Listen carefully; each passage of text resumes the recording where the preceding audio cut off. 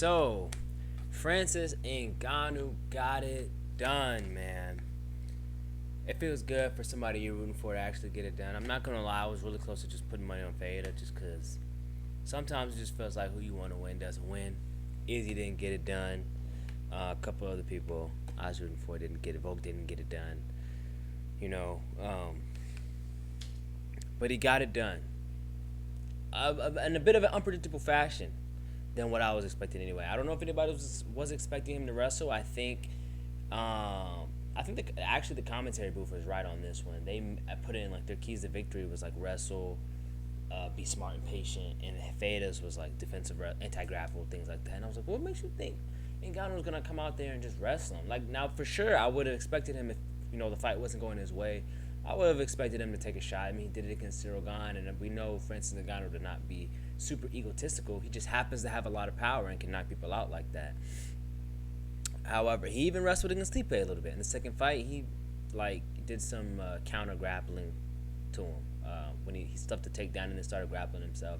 So we know he's not afraid of it or opposed to it. But I mean, there was nothing for me to believe that Ngannou wasn't going to be able to knock him out. Honestly, on the feet. However, I don't know if he went out there game planning to take him down or if he just saw an opening, kind of in a similar way John did with Cyril Gane, where he slipped with Gane he slipped the jab. I think the jab. Gane was an orthodox. No, he didn't. It was something that went across his. He might have slipped like a jab, but no, I think he slipped across. I think they both slipped across. Went for a takedown. Obviously, Ngannou's wasn't as smooth as John's, but slipped it, got the takedown, and from there had some great pressure. I had some good jiu-jitsu. Defended a really nice triangle attempt that had me worried for a minute. Defended it nicely, landed some big shots, and man, that power of Ngannou, man, it's a cheat code everywhere you go, man. Man, even on the ground, just any shot could just take you out. And I think it was Tony Atlas that called it the great equalizer, man. It really is. No matter what's happening, no matter how tired you are, no matter how far behind you are, man, that power to be able to knock him out from that position, like that's not even a knockout position on the ground. Like who does that, Sorry, I got this cord. I'm trying to. This isn't making too much mic noise. There we go. Man, but it was great. It was a great display of mixed martial arts, just showing that he's willing to evolve, be smart, not take damage. And you kind of have to expect that from a guy who hasn't been in competition in 2 years, MMA competition in 2 years. I mean, we walked out there the whole time. I did a live stream of it. The entire time, all I was saying was that he looked nervous. I mean, did anybody think otherwise? He seemed like he was breathing really hard out of his mouth. He was walking out the whole time. Sorry if that was too much of the mic. I didn't put the pop filter on. Walking out very slow, very methodically, very every step felt intentional. I said it the entire time. It looked like he had a lot on his mind. Got into the cage, his warm up, the announcing the fighters. The entire time he looked very thoughtful, like he was in thought, like his mind was somewhere else. Like he was thinking about other things. And in the fight, he started the fight off how he started, kind of how he starts, like rounds 3, 4, 5, like when he's really tired. Kind of how he started all the rounds except for the first round in the Cyril Gane fight. Although we know in that fight he had the knee injury. I think he had the knee brace on in the fight. Did he not? I think he did. I think he had 2 on. This fight he did have it on, which is a good sign. But he just walked. Ngannou sometimes, like when he fought Stipe, with that explosiveness, he kind of comes out. He has a little bit of that bounce. This fight he walked. He has a little slow shuffle walk that he does, and to me that wasn't a good sign. I was worried. I was like, oh my god, like he's breathing hard. He has a lot on his mind. His eyes are wandering. He's walking out in the first round, but he just wanted to be patient, man. He was patient. Landed that low kick. Used his range. Stay away from the hands. He was smart. He had a couple punches whizzed by him, and he whizzed a couple by FEREIRA.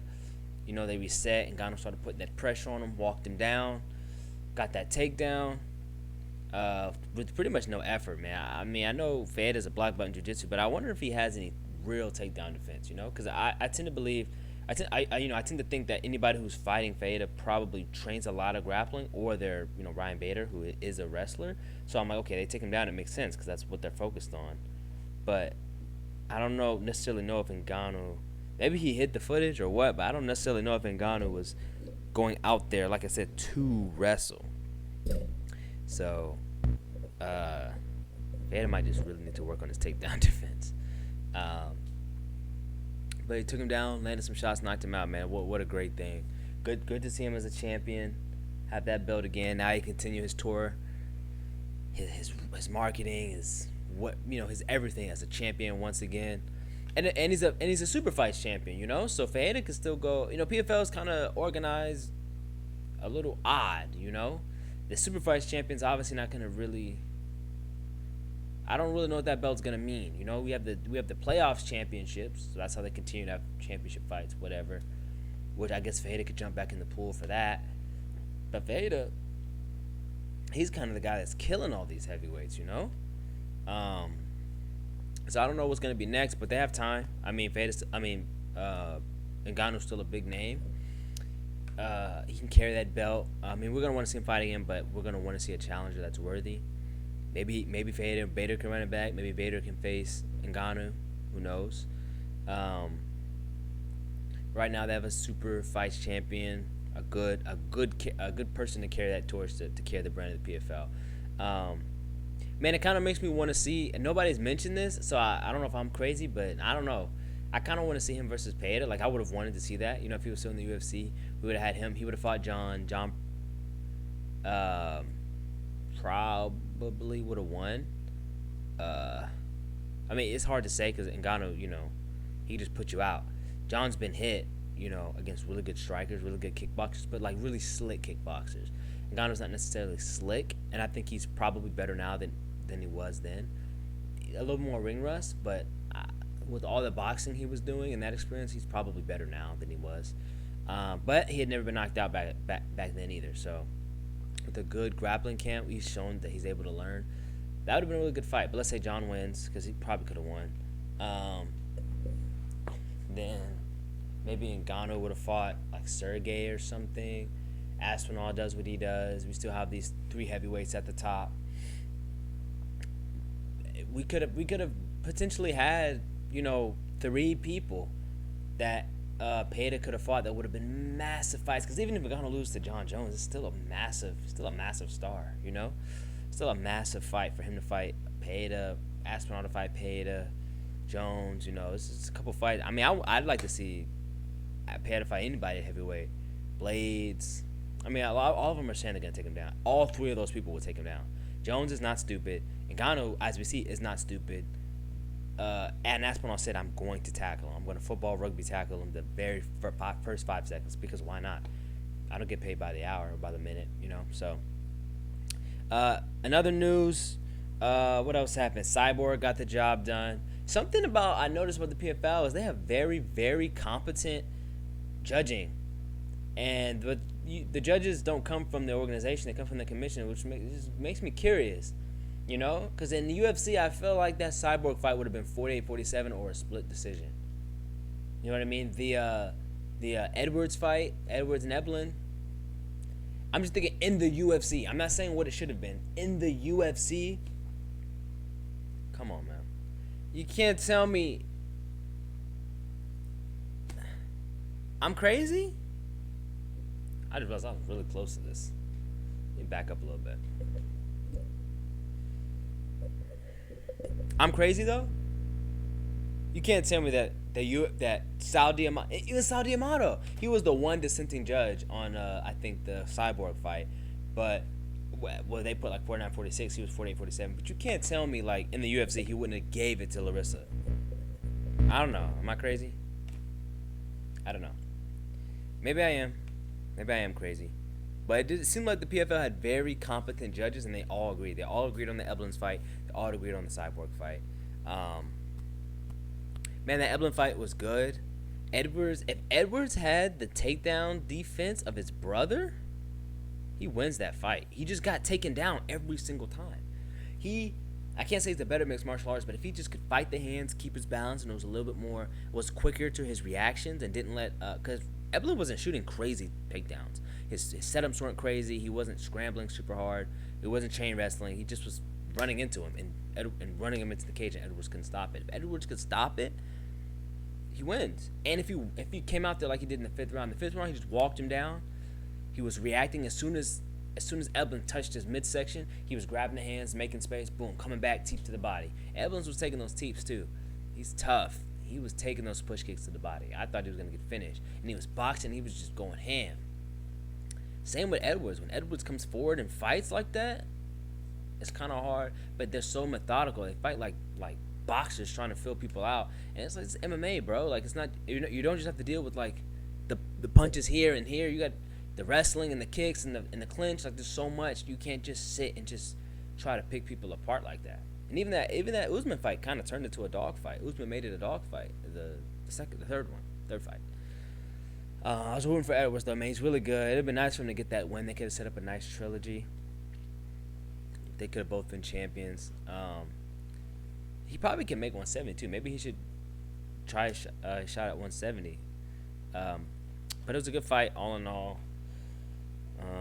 Good card too, really good card, really good PFL card. We buying PFL cards in 2024, boys. Get on it. As you guys can see, I got the. It's a little hint from one of my next videos. Lerone Murphy, he's fighting Dan Ige, UFC 308. I'm gonna break down each of the fights on the main card of that one. As long as there's no women fights on there, I think it's just no offense, to the women fights. I just not doing that. Okay, I'm probably not gonna break down the Charles one. Maybe, but I'm just not trying to be on his dick like that. Maybe when he gets ranked.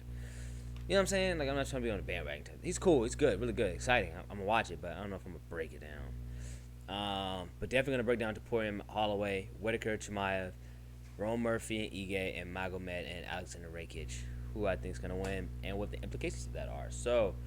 Be ready for that. That's gonna be coming out like all this back to back. Check them out. And I don't know what I'm gonna do first. I might do Holloway, and I don't know what I'm gonna do first. But I'm gonna just boom, throw them up. And I got some other stuff coming too. So, let me know what you guys think about that. Let me know what you think about who Francis should fight next, or how they should build his next fight. Cyborg, if she's the GOAT, if Nunes is the GOAT. In my opinion, I think Cyborg is the most decorated GOAT.